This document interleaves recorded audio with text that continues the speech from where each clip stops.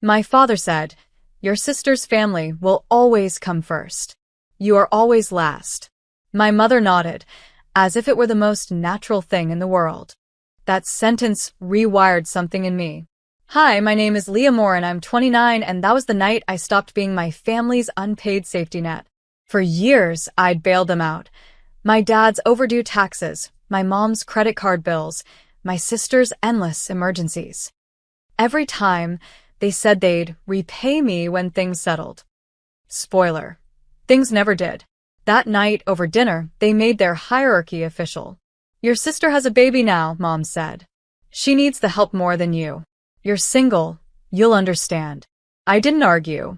I just stared at the flickering candle between us and said quietly, "Good to know." Dad smirked, thinking I was being dramatic.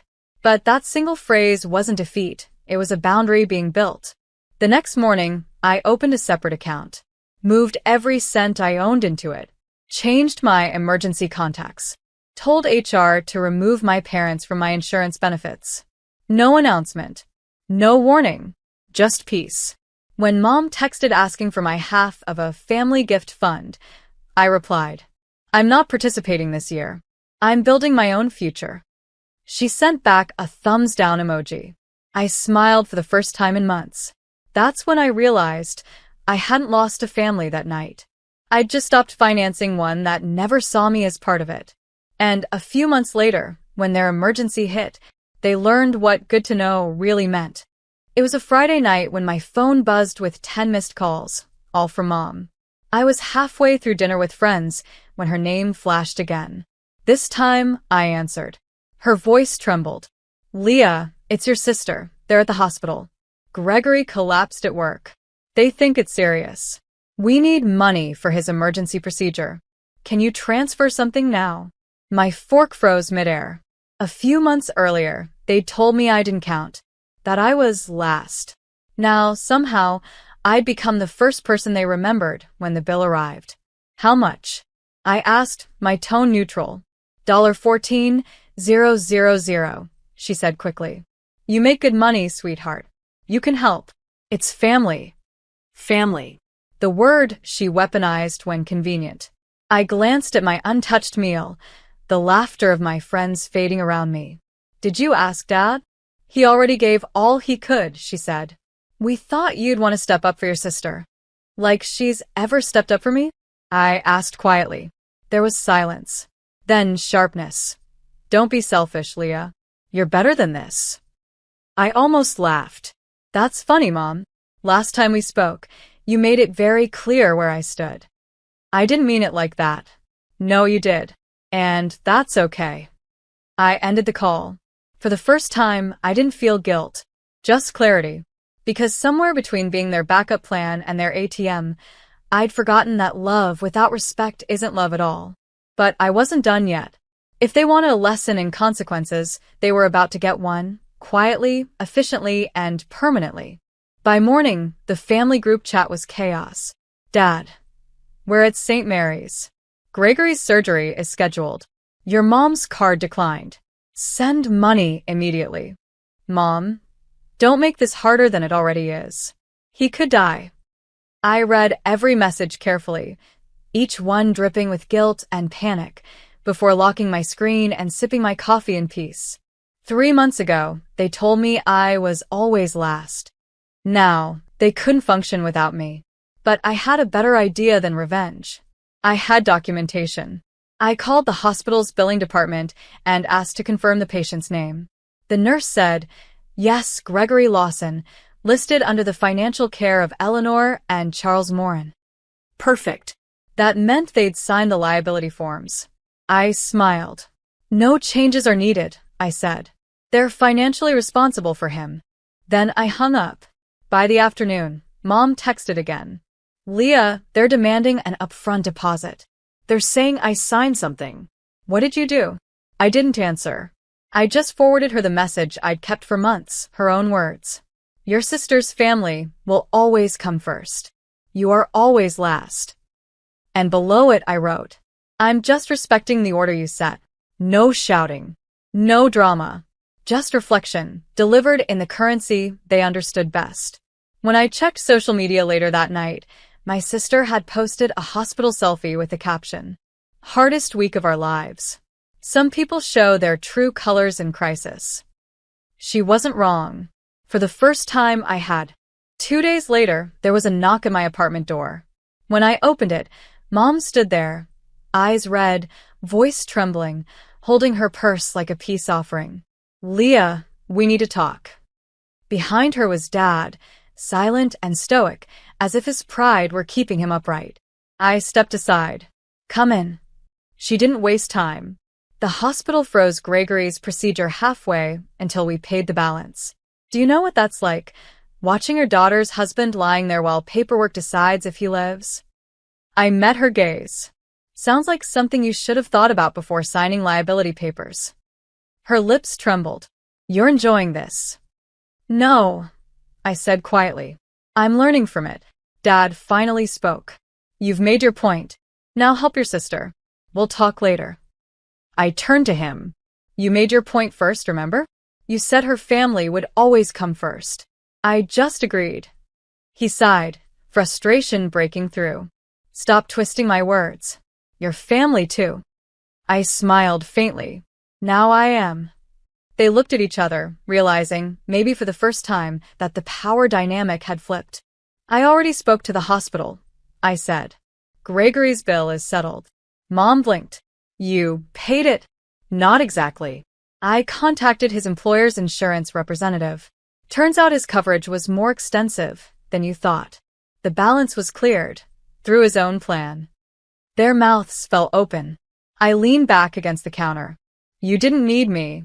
You just needed someone to finally read the fine print." Dad's face paled. Mom's eyes welled. For once, I wasn't the problem. I was the mirror. After that day, the calls changed. No more shouting, no guilt trips. Just cautious tones, the kind people use when they're afraid of breaking something valuable. "Mom, how are you, sweetheart?" "Dad, we should have dinner soon, it's been too long." I almost laughed. For years, they'd treated me like the invisible middle child who existed only to fund their comfort. Now, suddenly, I was someone they respected. Or rather, someone they couldn't afford to underestimate. Gregory's surgery had gone well. My sister sent a half-hearted thank you text that ended with, "I'm sorry if things got weird. We were stressed." I stared at it for a while, then replied, "Things didn't get weird. They just got honest." Because honesty was what had been missing all along. Beneath every "we're proud of you" that really meant "you're useful to us." That weekend, Dad showed up unannounced with an envelope. "A small repayment," he said awkwardly. I didn't take it. "Keep it," I told him. "You'll need it next time your priorities come calling." He looked confused. "You're not angry?" "No," I said, pouring myself coffee. "Anger is temporary. Boundaries are permanent." He nodded slowly, like the words stung more than shouting ever could. When they left, my apartment felt different. Lighter, quieter. It was the first time I realized I didn't need revenge. I'd already won the moment they started treating me carefully. Because power doesn't come from controlling others. It comes from no longer needing them to see your worth.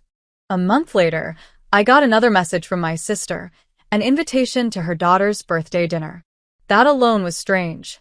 I hadn't been invited to anything in years that didn't involve me paying for it. Still, curiosity won. I went. When I arrived, the restaurant table looked almost theatrical. Silver balloons, cake, gifts, and the whole family sitting there like nothing had ever happened. Mom waved nervously. "Leah, you came." Dad cleared his throat. "We wanted to start fresh."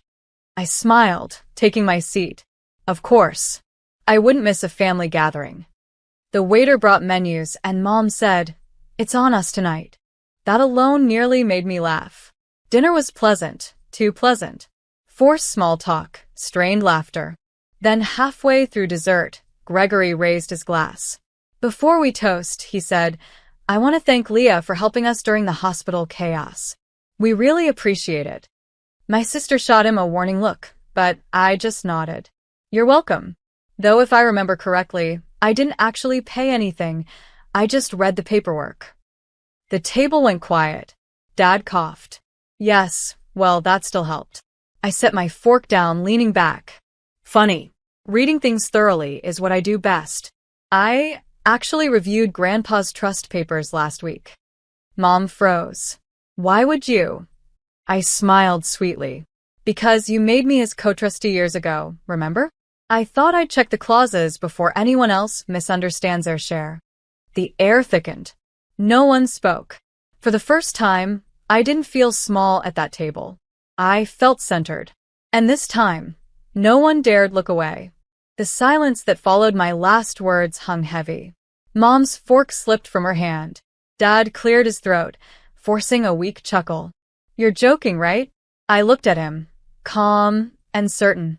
No, Dad. I'm not. Mom whispered. Leah, you can't be serious. That property, your grandfather meant that for the family. He did. I agreed softly. For the family, not just your favorite branch of it. Across the table, my sister's smile faltered. What are you saying? I'm saying the trust review revealed something interesting. Grandpa never transferred final control to either of you. I hold equal authority over every asset under that fund, properties, investments, even the shares in the company Dad's been bragging about for years. The air froze. You're bluffing, Dad hissed. I slid a neatly folded paper onto the table, notarized documents with legal seals gleaming under the restaurant's warm light. You can call the attorney if you'd like. His number's on the back. Mom's hand trembled as she reached for the paper. You wouldn't use this against us. I wouldn't have to, I said. You've done enough damage on your own. I'm just protecting what's mine now. My sister stood abruptly, knocking over her glass. This isn't fair. Neither is years of being treated like a mistake, I said quietly. This isn't revenge. It's balance. Dad slumped back, speechless. Mom stared at me like she was seeing a stranger. And maybe she was, because for the first time, I wasn't the family shadow. I was the storm they'd created, finally learning how to strike. A week later, the phone calls began again. Softer this time, almost rehearsed. Mom. Leah, we've been thinking maybe you could help us restructure the trust accounts? Dad. You've got a good head for these things. We could use your insight. I almost laughed. Just months ago, I was the selfish one.